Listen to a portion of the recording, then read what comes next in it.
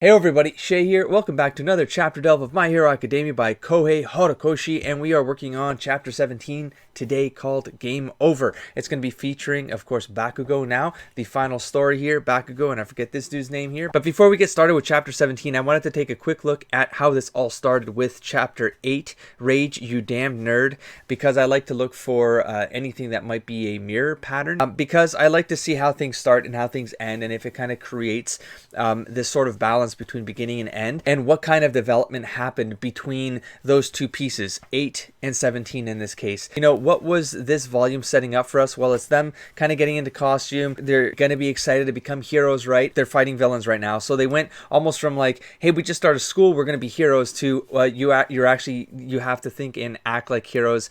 And this is not a rescue training. This is not just school training. This is not your third course. This is, no, but you're getting attacked and you have to think and act and coordinate, and it's hands-on training, you know? That's basically where I'm getting here, is like, this is them setting up, and then this is them kind of being forced to kind of speed through this kind of training. The other thing that happened in chapter 1, of course, is the interaction here with Bakugo and Midoriya, where they're going up against each other, and we have the signs of Midoriya being a I always struggle with that word. That's why I just say strategist. He's a major strategist because, of course, he didn't have any powers, and so as a fanboy, he spent a lot of his time recording notes about how heroes functioned, how villains functioned, working out those who would beat who scenarios. And whereas Bakugo, he had all these powers, he was always given that encouragement to be everything and give everything he's got. And so we have that dichotomy happening between these two characters. So I would like to see how that sort of flips out. And the fact that Bakugo ends up losing because he ends up putting himself first as opposed to teamwork. And now we're in a scenario where he's in a team with a character I'm actually looking forward to for some reason. And I would like to know why I'm getting that impulse, because it comes from the bus ride and just the idea that he talked about how he has this hardening power, but it's not flashy. And he has this comment about how also being a hero is about being recognized by the media, or like this kind of the star power, I suppose, is it's kind of a part of it. So there's like that meta component of just like how well you do in the market, I guess. I don't know. But anyways, I like the idea that we have a character here who acknowledges that he doesn't have anything flashy, but feels like the personality sort of aligns with the kind of personality Bakugo has, but Bakugo is the flashy character. And so I like this potential of flashy versus non-flashy, but, you know, because he's not a Midoriya, you know? He's super strong, I guess. He's getting a hardening power. I don't know. We'll figure out what his powers are. Let's jump into this chapter. Let's see where it's going. Now that you know what I'm kind of looking for. I'm looking for the pattern of signals, maybe between chapter 1 and chapter 2, because of course chapter 2 is really where the defeat happens, where that flashback happens. So I'm looking maybe for a signal that would be a mirror pattern for maybe this particular sequence here and what it means, and maybe what he's learned because he's lost in this opening. He loses the points here, and so like what has he learned? I want to see if Bakugo has character development now in the last chapter because of the way that this volume opened. If it does, that's going to be so sweet. It's going to be great balance here and closure. So let's go. We got Collapse Zone here. This is the one with the... Oh my gosh. And they're in the Collapse Zone where all of this started.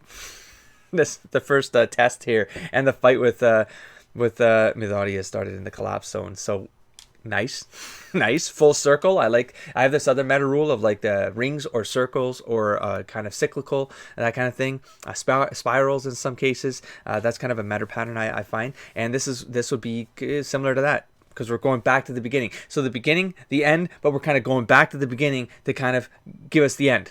Game over. Let's go. And of course, the first page is that's all of them. Bunch of mooks. I love that they use the word mooks. Oh my gosh.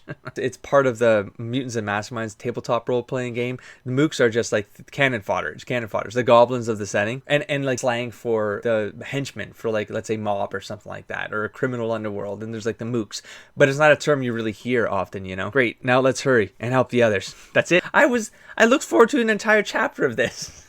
If we're here, I bet everyone else is also still in USJ. I'm worried about the guys who don't really have ways to attack.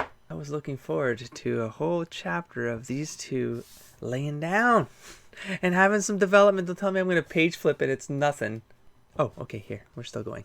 Okay, 13 Sensei's probably got his hands full since we rushed ahead like that. I mean, that bubble is pointing at no one right now. And it says creep. What's creeping? Someone above them, maybe? None of this would have happened if we let him suck in that mist, man. As men, we gotta take responsibility. If that's, I mean, it's just, I think about lines like that, especially in an open now. Okay, now I'm kind of, I'm not honing in to just the chapter, analyzing the chapter.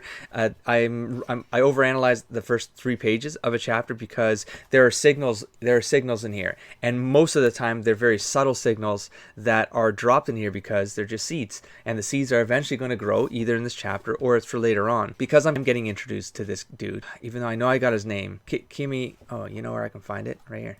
There we go, Kirishima. So I'm trying to find the signals here for Kirishima because I don't know anything about Kirishima yet, and I would like to hone in on just something that I could file it away and just keep it in mind when seeing scenes with Kirishima. So far I got, that's all of them. We got to hurry back, help the others. So he's got this responsibility side to him, and then it's explicitly said here. But in the way that it's said, it's very interesting to me, and it stands out right away. But it's that he says, as men, we got to take responsibility. I feel like there's no reason why he would have said as men, as that conditional, that descriptor there. I'm gonna hang on to that because I feel like that is probably gonna be important. If that's what you want, then go alone. I'm gonna beat that Warp Gate guy to a pulp. So he's going the reflection here to chapter 1 and 2. He's not thinking about the team up. He's thinking about just doing it himself. Still pulling that immature crap at a time like this. Maybe that's why I like this guy. Is because he feels like he had the balls to just be able to like say things, And now here he is. Besides, normal attacks don't work on him. Shut up. Yeah, these two are gonna be in conflict like this, and this guy will stand up for himself. Like, he's got the strength, he can harden, probably not afraid of him, and why would he be afraid, So he's gonna hold his ground. And I don't know, I had a feeling, man. I might like Kirishima. He's how these punks are getting around. Bring him down and they'll have nowhere to run. And it's not like I don't have a way to beat him. Yes, keep chatting. Let your guard down. Oh, dude with a dagger here. Is it just probably just another mook? Oh god. I mean, turn, boom. Whatever he was, he's missed now. He's pulp. If all they're sending against us are these idiots, we should be fine. Great reflexes. You sure are calm all of a sudden. Die! I'm always calm, you damn broomhead. Ah, there it is. It's on a short wick. I'm out of here. Hold up. You gotta trust your pals. Be a man, Bakugo. There it is again. So that's okay. That got to mean something. You've convinced me. This is not going to be a full chapter of Bakugo and Kirishima kicking ass. Up till the end. We are going to go, I just realized we haven't seen a lot of Uraraka, but we have some scene switches here, some perspective changes here, because now they're going to wrap up. If they have to wrap up something's got to wrap up, even if this doesn't wrap up. How impertinent. I won't allow you to leave. Who's saying this? Whoosh. Who's saying this? Who's saying this?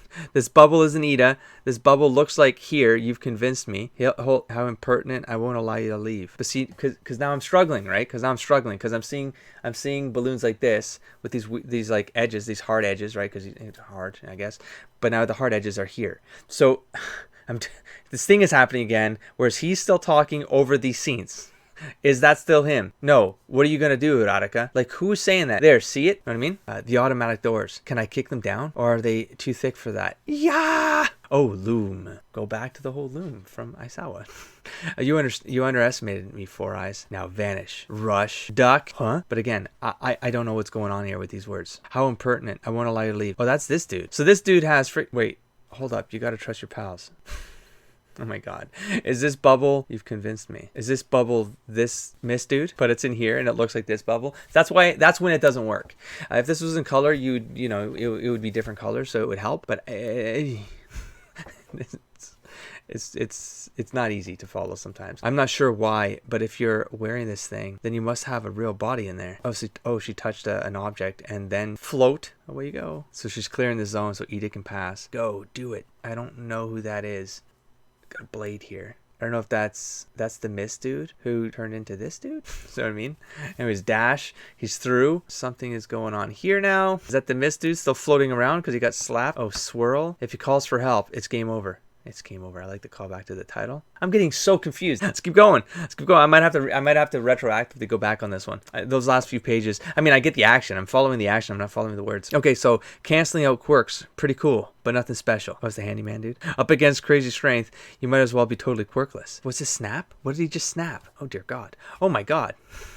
Oh, my God. I saw I was getting owned hard right now. Oh god, he snapped my arm like a twig. Looking at any part of his body should be enough to nullify him. That means, oh my god. This is his base strength. He's easily as strong as All Might. Slam. Oh, no more face eyes for you. Oh dear. They can see him from there? From the water zone? The flood zone? This is bad, Midoriya. Time for a change of plans, yeah? Ribbit. Tomoru Shigaraki. Oh, that's this guy's name? Tomoru Shigaraki? Is 13 dead? Oh, because, oh, right, absorbed last chapter. Moving along. I mean, moving along. He's incapacitated, but oh, there were some students I couldn't warp away. And one of them escaped. Oh, okay, the Ida. It's Handyman's power, man. Huh. He's a thinking man. He's just a perpetual like, Kurogiri. I turn you to dust. I think the hands disintegrate, but no, each hand? Because he disintegrated something with a hand. I turn you into dust if you weren't our ticket out of here. We won't stand a chance. Okay, little typo there. We won't stand a chance against dozens of pros. It's game over, man. It's game over. For now. We're leaving. No, don't end it like this. Feels like a cheap ending. Leaving? Did he just say they're leaving? I think so. We're saved, yes. Oh no, don't Groper. Don't do that. Yeah, but oh no, he did. He did Groper. I've got a bad feeling with Audia. You got a bad feeling? Yeah, you were Grope. To do all this and then just leave on a whim? What are you thinking about there, Midori? Where are you going with this? Then they want to kill All Might? Yue is just going to be in more danger than ever if they get away now. Game over, he said. What are they thinking? These guys. But before that, let's leave a few dead kids. Oh, okay. You could have just have left. Now you're going to compromise yourself. Okay, creepy eye close up. Doing the pride of the symbol of peace. Doing a lot of like quick clips here. Bing, bing, bing, bing, bing, bing. Character reactions here. That looks like a misty hand. Oh, we got a hand there. Something. Oh, geez. Something just got crushed here. What is this? Oh, the dissolved thing. The elbow. Man, that flashback was a hard call there. So he grabs something. Oh, shit. No. Uh-oh. Is that his hand? Oh, no. You really are pretty cool. Eraser head. Slam. Dude. Oh, he had just enough time to look at his power to nullify it so that it doesn't disintegrate her face. Which was the reminder there. Jesus. No. Uh-oh. This one's nothing like the guys in the water. Run. Save yourself. Get off her. Oh, gee, you're gonna decimate this dude. Nomu. Why is he saying Nomu? I'm really lost. I'm just asking questions about where all these, who's saying, well, like he's saying that, but I'm like, what's Nomu again? What is it? Nomu is the symbol of the anti thing, right? God damn it. Symbol of peace. My arm's not oh, whoa, hold on. Wham. Huh? My arm's not broken. This is when I managed to regulate the power. Did I really do that? I know that Smash connected. Did he turn off the Loom. I did it. Wait. But it had no impact on this thing. When did he... Wait, it didn't work? Unless the Aisawa turned it off and he just did a normal punch? No. I mean, maybe? I don't know. Flashback here. They must have figured out a way to kill him. No way. Otherwise, why come here just to get beaten? Quite a move you just pulled off. And with a smash, too. You a fan of All Might? Well, whatever. Grab a tongue? Oh, no. Who's... Oh, God. Okay, bam. Oh, we got a lag. That's All Might. Fear not. I am here. All Might. God damn it. To be continued. Well, I mean, that was a way to cliffhang. That page right there. I mean, not what I expected. What was going to happen. And there's no bonus page here. That was really quick. Like, I'm looking at the time.